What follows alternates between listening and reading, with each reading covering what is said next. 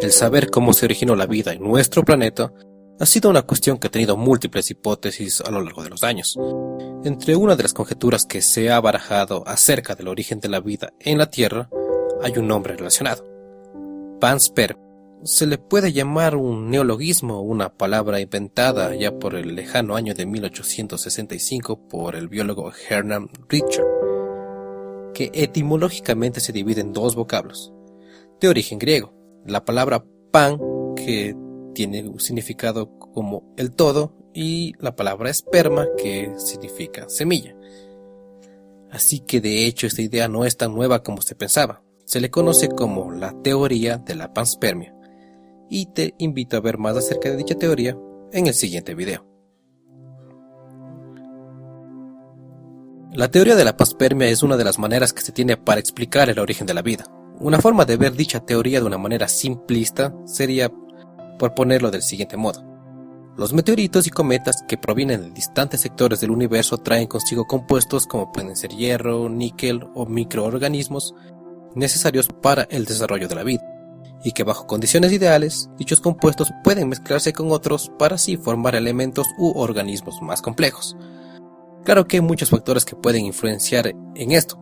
Por ejemplo, si un meteorito cayera en Plutón, lo más seguro es que nada ocurriese debido a que Plutón está tan lejos del Sol que apenas si llega algo de luz, y sin luz solar la vida no podría desarrollarse, a lo menos de la manera de cómo la conocemos nosotros. Entonces se puede decir que tanto los meteoritos como los cometas vendrían siendo más o menos como abejas que polinizan planetas. En pocas palabras, a esto se le podría llamar la teoría de la panspermia.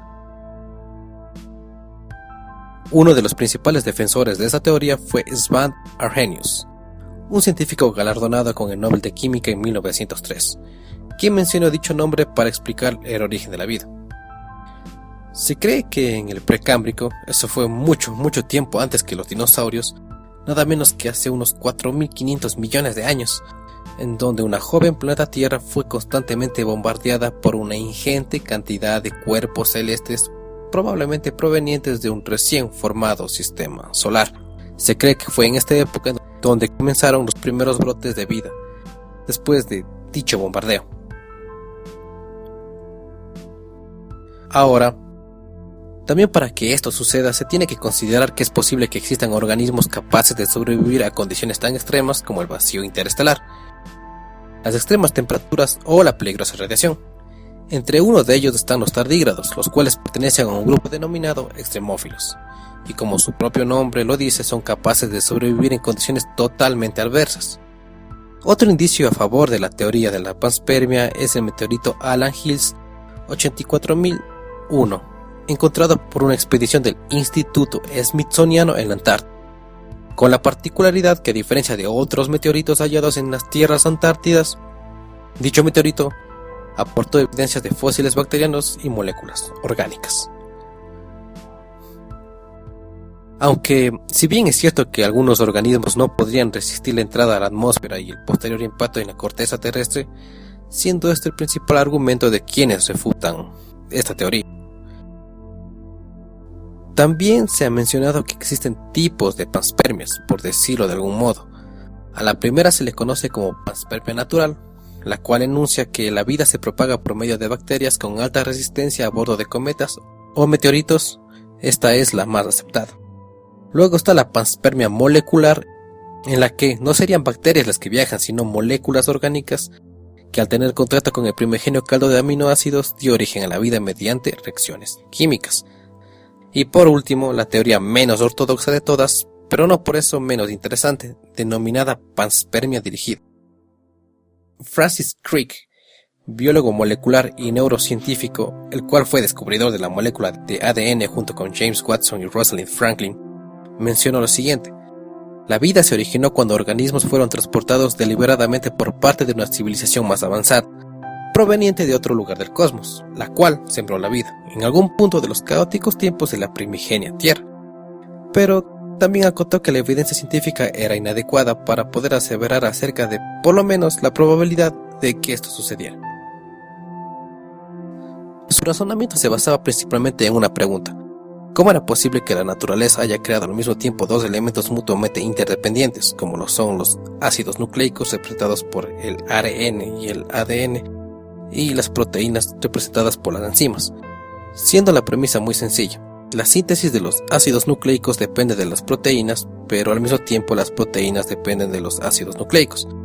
Era muy parecido al dilema de ¿qué fue primero? ¿Si el huevo o la gallina? Tal vez esta idea les suene a algunos, y más si es que han visto una película llamada Prometeo, donde una civilización proveniente de otro lugar del cosmos, denominada como los ingenieros, son los que siembran la vida en el planeta Tierra cientos de millones de años atrás que la humanidad existiera. Claro que esto no es más que una simple conjetura, pero que refleja una hipótesis bastante interesante. En cuanto a cómo evolucionó la teoría de la panspermia dirigida, tiempo después se descubrió que el ARN puede funcionar como una enzima sin necesidad de proteínas.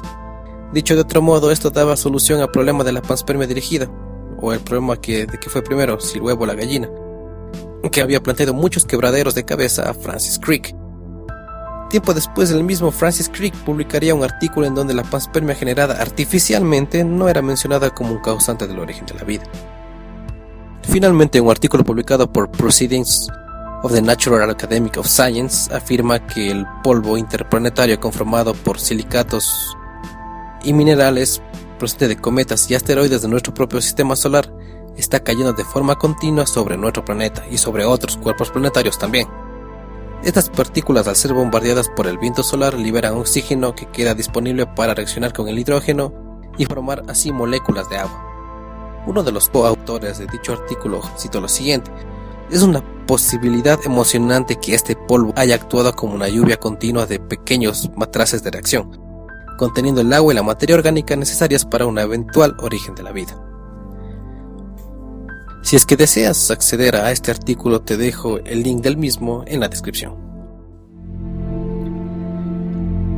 Gracias por quedarte hasta el final de este video. Si es que te ha gustado este contenido, te pido por favor que te suscribas al canal y que lo compartas con tus amigos, ya que esto me ayuda a continuar. Muchas gracias por tu atención y será hasta una próxima ocasión.